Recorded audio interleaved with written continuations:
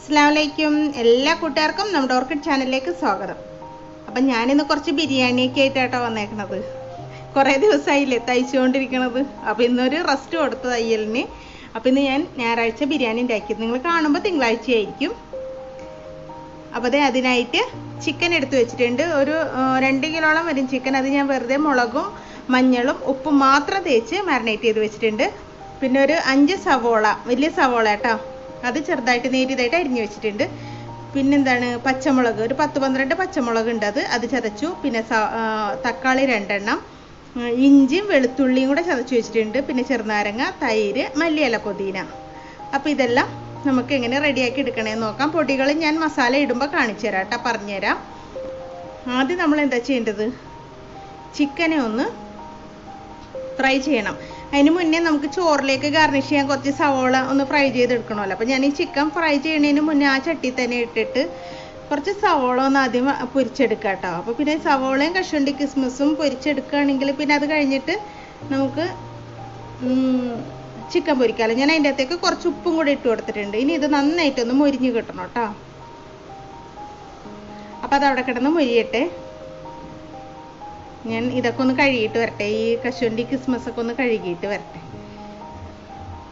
അപ്പോൾ ഞാൻ കശുവണ്ടി കിസ്മസ് കഴുകി വെച്ചിട്ടുണ്ട്. അതിൻ്റെ അകത്തേക്ക് സവോള പൊരിച്ച് കോരി എടുത്ത് ഇനി അതും കൂടെ ഒന്ന് മൊരിയട്ടെ കേട്ടോ.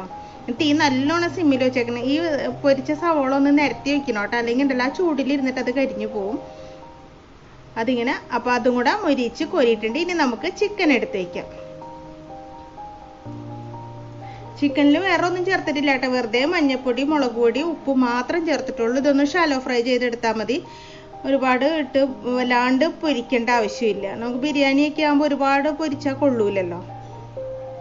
അപ്പോൾ ഇത് നമുക്ക് പൊരിച്ചെടുക്കാം.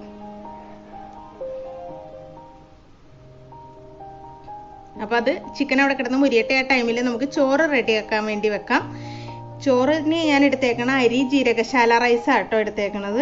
അപ്പോൾ അതായിരിക്കണ ആ കപ്പ് ഉണ്ടല്ലോ, ആ കപ്പിൽ ഒരു 3 കപ്പ് റൈസ് എടുത്തിട്ടുണ്ട്. അപ്പോൾ അതിൻ്റെ അകത്ത് തന്നെ 4.5 കപ്പ് വെള്ളം നമുക്ക് ചേർത്ത് കൊടുക്കണം. അപ്പം അതിനായിട്ട് നമുക്ക് ആദ്യം നെയ്യ്, ഞാൻ ചോറിൽ നെയ്യ് മാത്രമായിട്ട് ഇതിലിടണത്. ചട്ടി നല്ലോണം ചൂടായിട്ടുണ്ട്. ഞാൻ തീയൊന്ന് താഴ്ത്തട്ടെ. എന്താ വെച്ചിട്ടുണ്ടെങ്കിൽ ചട്ടി നന്നായിട്ട് ചൂടായി പോയാൽ നെയ്യ് കരിഞ്ഞു പോവും, കരിയാ നിൽക്കരുത്. അപ്പോൾ തീയൊന്ന് ഞാൻ താഴ്ത്തി വെച്ചിട്ടുണ്ട്. നമ്മുടെ ചിക്കൻ അവിടെ ഇരുന്ന് പൊരിയണ്ട കേട്ടോ.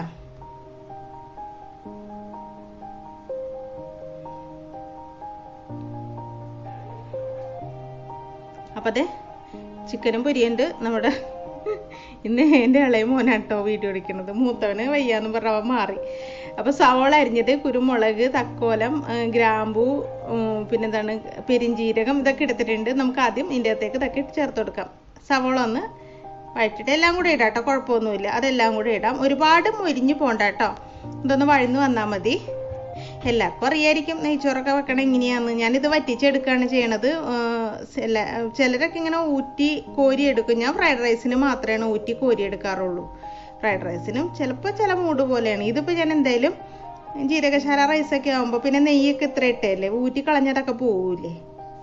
ഇതാകുമ്പോൾ വറ്റിച്ചെടുത്താൽ നെയ്യെല്ലാം ആ റൈസിലുണ്ടാവും. അപ്പോൾ ഇതൊന്ന് വഴന്നിട്ടുണ്ട്. അപ്പം നമുക്ക് ഇതിൻ്റെ അകത്തേക്ക് വെള്ളം ചേർത്ത് കൊടുക്കണം. ഒരു 4.5 കപ്പ് വെള്ളം ചേർത്ത് കൊടുക്കണം കേട്ടോ, ഞാൻ ആ എടുത്ത കപ്പിൽ. അപ്പം നിങ്ങൾ ഏത് പാത്രത്തിലാണോ അരി എടുക്കുന്നത് അതിൻ്റെ അകത്ത് 1 കപ്പിന് 1.5 കപ്പ് വെച്ചിട്ട് വെള്ളം ചേർക്കാം. അപ്പോൾ ഇത് ഞാൻ ഒരു കപ്പ് വെള്ളം ചേർത്തു. ഇനി ബാക്കിയുള്ള വെള്ളം ചേർക്കട്ടെ. ഞാൻ ആദ്യം 1 കപ്പ് വെള്ളം എടുത്ത് വെച്ചതാണ്. എന്താ വെച്ചാൽ അരി കരിഞ്ഞു വെള്ളം മറ്റേതൊന്നും കരിഞ്ഞു പോരല്ലോ. അപ്പോൾ ബാക്കിയുള്ള വെള്ളവും കൂടെ ചേർത്തിട്ടുണ്ട്. ഇനി നമുക്ക് ഇതിൻ്റെ അകത്ത് ഉപ്പ് ചേർത്ത് കൊടുക്കാം. ഉപ്പ് ഇത്തിരി കൂടി നിൽക്കണം കേട്ടോ, കുറച്ചും കൂടി ഇടാം. പോരാ, 1.5 ടീസ്പൂൺ ഇട്ടിട്ട് നോക്കാം. നമുക്ക് നോക്കിയിട്ട് പോരെങ്കിൽ കുറച്ചുകൂടി ഇട്ട് കൊടുക്കണേ. ഞാൻ ഉപ്പ് നോക്കട്ടെ. ഉപ്പ് കുറവാണ്, കുറച്ചുകൂടി ഇട്ട് കൊടുക്കാം കേട്ടോ. അപ്പോൾ 2 അടുപ്പിൽ 2 ഒപ്പാവുകയാണെങ്കിൽ പെട്ടെന്ന് അരി കിട്ടും. എല്ലാം അരിഞ്ഞ് വെക്കുകയാണെങ്കിൽ പെട്ടെന്ന് കഴിയൂട്ടോ ബിരിയാണി. എല്ലാ സാധനവും അരിഞ്ഞ് നമ്മൾ അടുപ്പിച്ച് വെക്കണം. ഞാൻ കുറച്ച് 1 ടീസ്പൂണോളം ചെറുനാരങ്ങ നീര് ചേർത്ത് കൊടുക്കുന്നുണ്ട്. ഈ ചെറുനാരങ്ങ നീര് ചേർക്കണതുകൊണ്ട് തന്നെ അരി തമ്മിൽ ഒട്ടി പിടിക്കൂല, വേറെ വേറെ കിടന്നോളും, പിന്നെ ടേസ്റ്റും കൂടും. അപ്പോൾ നമുക്കിത് അടച്ച് വയ്ക്കാം. ഇനി അരി ഈ ഗ്യാപ്പിന് പോയിട്ട് നമുക്ക് അരി കഴുകി എടുത്തിട്ട് വരാം കേട്ടോ. അപ്പോൾ ഇത് അടഞ്ഞിരിക്കട്ടെ, ഞാൻ അരി കഴുകിയെടുത്തിട്ട് വരാം.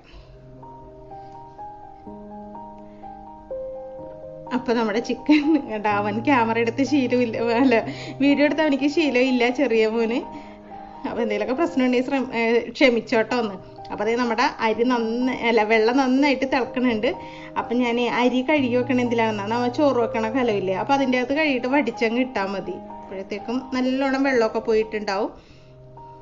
ഞാൻ അങ്ങനെ വടിച്ചിട്ടിരുന്നതാണ്. അപ്പം അതിൻ്റെ അകത്തേക്ക് ഇട്ട് കൊടുക്കാം. ഫുള്ളിട്ടിട്ടുണ്ട്. ഇനി നമുക്കിത് നന്നായിട്ടൊന്ന് ഇളക്കാം. ഈ ഇതെല്ലായിടത്തേക്കും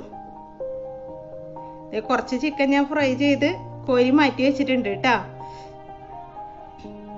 ബാക്കിയുള്ളത് ഇവിടെ കിടന്ന് മുരിയനുണ്ട്. ഇനി നമുക്കിത് അടച്ചു വയ്ക്കാം. ഇനി ചോറുണ്ടല്ലോ, ഇടയ്ക്കിടയ്ക്കൊന്ന് എടുത്തിട്ട് തുറന്നിട്ട് ഇളക്കി നോക്കണേ. അപ്പം ചിക്കൻ നമ്മൾ മൊത്തത്തിൽ ഫ്രൈ ചെയ്ത് മാറ്റിയിട്ടുണ്ട്. ചോറ് നോക്കട്ടെ. ചോറ് കണ്ടത് ഇതുപോലെ ആയിട്ടുണ്ട്. അതായത് വെള്ളവും ചോറും കൂടെ ഒരേ ലെവല് വന്നിട്ടുണ്ട് കേട്ടോ. ഈ സമയമാകുമ്പോൾ നമ്മൾ എന്താ ചെയ്യേണ്ടതെന്നാ, നല്ലോണം ഇളക്കുക. ഈ നെയ്യൊക്കെ എല്ലായിടത്തും ആവണ വിധത്തിൽ നല്ലപോലെ ഒന്ന് ഇളക്കി സെറ്റാക്കിയിട്ട് ഇതിനടയ്ക്കുക. എന്നിട്ട് ഇത് അപ്പുറത്ത് എങ്ങോട്ടേക്കെങ്കിലും മാറ്റി വെക്കാം. ഞാനപ്പോൾ ഒരു തീയില്ലാത്ത അടുപ്പിലേക്ക് മാറ്റി വെക്കണം. അതായത് കത്തിക്കാത്ത അടുപ്പിലേക്ക് ഞാൻ മാറ്റി വയ്ക്കുകയാണ്. അതിൻ്റെ മുകളിലേക്ക് നമുക്ക് ഒരു ഇത്തിരി വെയിറ്റുള്ള, ഞാൻ ഈ കുട്ടിയോരിലുണ്ടല്ലോ അതാട്ടോ എടുത്ത് വയ്ക്കണം, എടുത്ത് അവിടെ ഇരിക്കട്ടെ. ഇനി നമുക്ക് ഇത് എടുക്കണ്ട കേട്ടോ. ഇപ്പോഴെങ്കിലും നമുക്ക് ദമ്മിടാൻ നേരം അത് പൊക്കിയാൽ മതി. അപ്പോൾ ഞാൻ വേറൊരു പാത്രത്തിലേക്ക് നമ്മൾ ചിക്കൻ പൊരിച്ച എണ്ണയുണ്ടല്ലോ, ആ എണ്ണ ഒഴിച്ചിട്ടുണ്ട്. പക്ഷെ ഞാൻ അരിച്ചാട്ടോ ഒഴിച്ചേക്കണം, അല്ലെങ്കിൽ ചിക്കൻ്റെ ആ ഒരു മുളകിൻ്റെ തരിയൊക്കെ ഉണ്ടാവുമല്ലോ, അതൊക്കെ പോകാൻ വേണ്ടി അരിച്ചാണ് ഞാൻ ഒഴിച്ചേക്കണത്. ഈ എണ്ണ ചൂടാവുമ്പോൾ നമ്മുടെ സവോള നമുക്ക് ചേർത്ത് കൊടുക്കാം.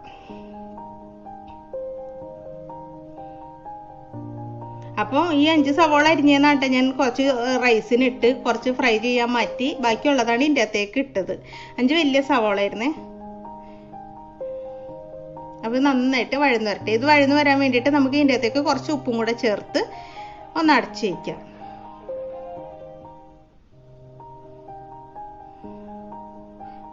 അതൊന്ന് ഇളക്കിയിട്ടിട്ട് നമുക്കിതൊന്ന് അടച്ചിട്ട് സിമ്മിലിട്ടിട്ട് കുറച്ച് നേരം ഒന്ന് ആവി കൊണ്ട് അത് ഒന്ന് വഴന്ന് വരുമല്ലോ. അപ്പോൾ ഇതൊന്ന് അടഞ്ഞിരിക്കട്ടെ.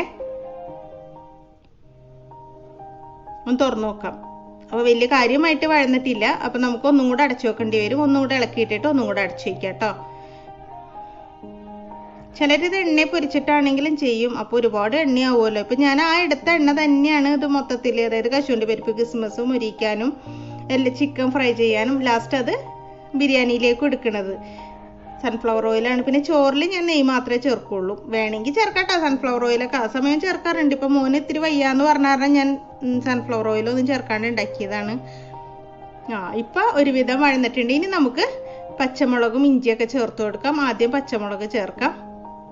ഒരു 10-12 പച്ചമുളക് ഉണ്ട് കേട്ടോ, മിക്സിയിലിട്ട് ചതച്ചതാണ്. അതൊന്ന് ചേർക്കുക. ഈ പച്ചമുളകൊക്കെ അതിൻ്റെ അകത്തേക്ക് ചേരുമ്പോൾ നല്ലൊരു മണം കേട്ടോ വരണത്. ഇനി അത് കഴിയുമ്പോൾ നമുക്ക് ഇഞ്ചി വെളുത്തുള്ളി പേസ്റ്റ് അല്ല ചതച്ച് വെച്ചത്, ഒരു വെളുത്തുള്ളി ഫുള്ളായിട്ട് ഞാൻ എടുത്തിട്ടുണ്ട്. ഇട്ടിട്ടില്ല കേട്ടോ അത്.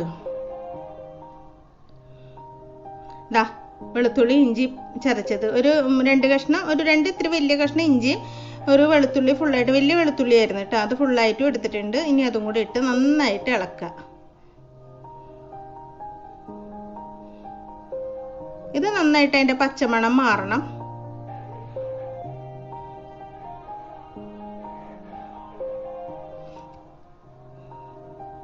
നന്നായിട്ട് ഇളക്കിയെടുക്കുക. ഇപ്പോൾ ദേ നന്നായിട്ട് വഴന്നു വന്നിട്ടുണ്ട്. ഇനി നമുക്ക് ഇതിനകത്ത് പൊടികൾ ചേർത്ത് കൊടുക്കാം.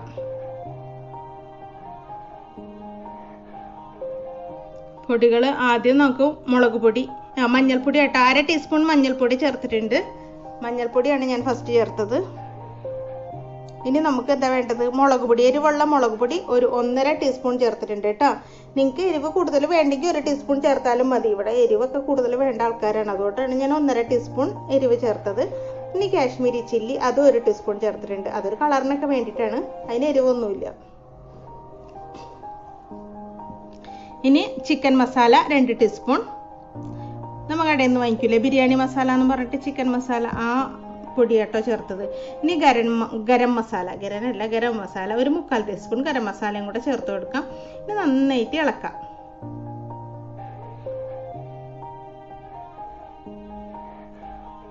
നല്ല റെഡ് കളറ് വന്നിട്ടുണ്ട്. ഈ ചട്ടി അടിയിൽ പിടിക്കും. വേറെ അങ്ങനെ ഞാനെപ്പോഴും ഇതിൻ്റെ അകത്താണ് വെക്കാറ്. അപ്പം അതുകൊണ്ട് തന്നെ വലിയ പ്രശ്നമൊന്നുമില്ല കേട്ടോ. ചെറുതായിട്ട് ഇഞ്ചി ഇട്ട് കഴിയുമ്പോഴാണ് നമ്മുടെ ചട്ടിയുടെ അടി പിടിക്കണത്. അല്ലെങ്കിൽ അങ്ങനെ അടി പിടിക്കാറില്ല. ഇഞ്ചിയാണ് ചെന്ന് പിടിക്കണ സാധനം. നന്നായിട്ട് ഇളക്കുക. നന്നായിട്ട് ഇളക്കി കഴിയുമ്പോൾ നമുക്ക് തക്കാളി ചേർക്കാം. 2 തക്കാളി അരിഞ്ഞു വെച്ചിട്ടുണ്ടായിരുന്നു കേട്ടോ. ആ തക്കാളിയും കൂടെ നന്നായിട്ട് ഇളക്കി ചേർക്കാം. നല്ലൊരു കളറൊക്കെ വന്നിട്ടില്ലേ? ഇനി നമുക്ക് നമ്മുടെ ചെറുനാരങ്ങ നീര് അത് ചേർത്ത് കൊടുക്കാം കേട്ടോ.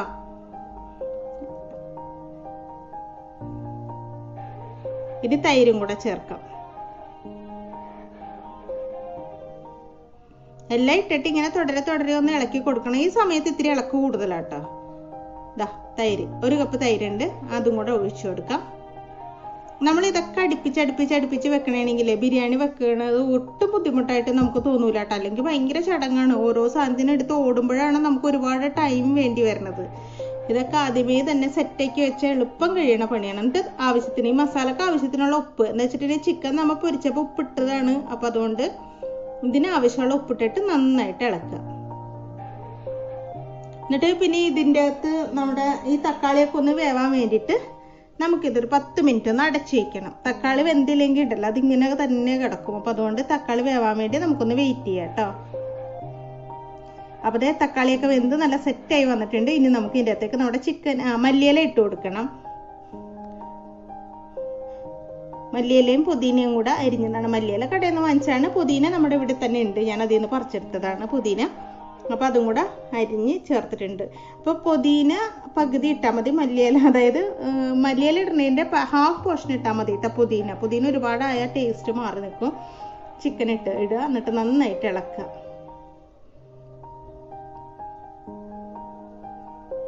ഇനി ഒരുപാട് വെള്ളമൊന്നും ഒഴിക്കണ്ട കേട്ടോ. ഇതിൽ നിന്ന് തന്നെയുള്ള ആ തൈരൊക്കെ ഒഴിച്ചതാണല്ലോ നമ്മ. അപ്പം അത് തന്നെ കിടന്നിട്ട് നിങ്ങൾക്ക് പേടിയുണ്ട്, അടി പിടിക്കുമെന്നുള്ള പേടിയൊക്കെ ഉണ്ടെങ്കിൽ ഒന്ന് ഇത്തിരി വെള്ളം ഒഴിച്ചു കൊടുക്കാന്നേ ഉള്ളൂ. ഞാൻ വെള്ളം ഒഴിച്ചു കൊടുക്കാറില്ല. ഇതിപ്പോൾ ഗ്രേവി ആയിട്ട് വരുമോ അതെന്ന് വെച്ചിട്ട് സവോളയൊക്കെ വെന്ത് വരുമ്പോഴത്തേക്കും കുറച്ച് ഗ്രേവിയായി വരും. കുറച്ച് നേരം വെയിറ്റ് ചെയ്യുമ്പോൾ ഇത് നമുക്കൊന്ന് അടച്ചു വയ്ക്കാം കേട്ടോ. നല്ലോണം ഇങ്ങനെ സെറ്റാക്കിയിട്ട് അടച്ചു വയ്ക്കാം.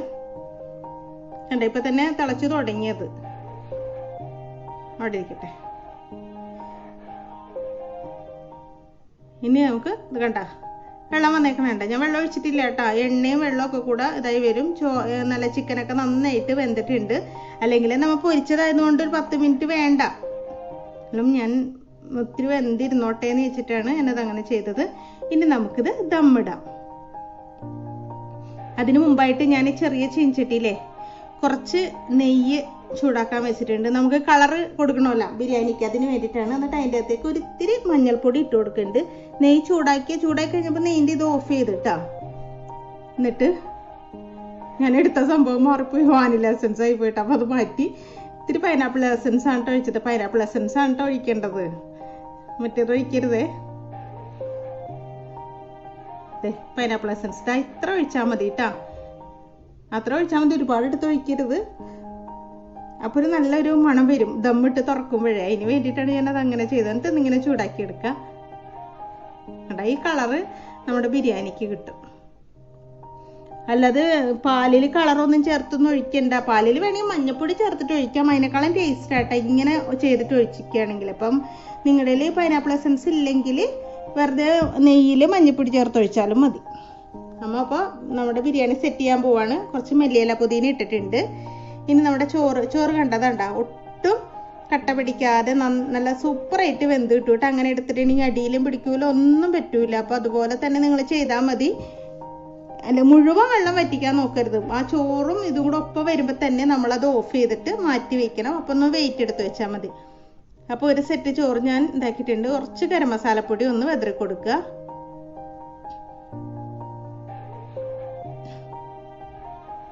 ഇനി എന്താ ഇടേണ്ടത്? നമുക്ക് നമ്മുടെ ഉണ്ടാക്കി വെച്ചേക്കണ കളർ വെള്ളമില്ലേ, നെയ്യും ഇതും കൂടെ അതാക്കിയത്, അതും കൂടെ ഒഴിച്ച് കൊടുക്കാം. ഇതിപ്പോൾ ഇത്തിരി കൂടിയാലൊന്നും കുഴപ്പമൊന്നുമില്ല. നെയ്യും മഞ്ഞപ്പൊടിയല്ലേ ഉള്ളൂ, അല്ലാണ്ട് വേറെ കളറൊന്നും ഇല്ലല്ലോ. പിന്നെ നമുക്ക് ഇത്തിരി മല്ലിയില പുതിന അതും ഇട്ട് കൊടുക്കാം.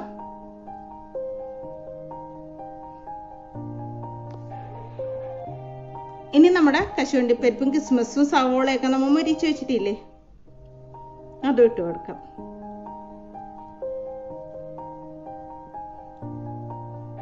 ഇതിൻ്റെ മുകളിലേക്ക് വീണ്ടും ചോറിടാം. അങ്ങനെ നമ്മുടെ ഉള്ള ചോറ് മുഴുവനും ഇങ്ങനെ തട്ട് തട്ടായിട്ട് ഇട്ട് കൊടുക്കാം.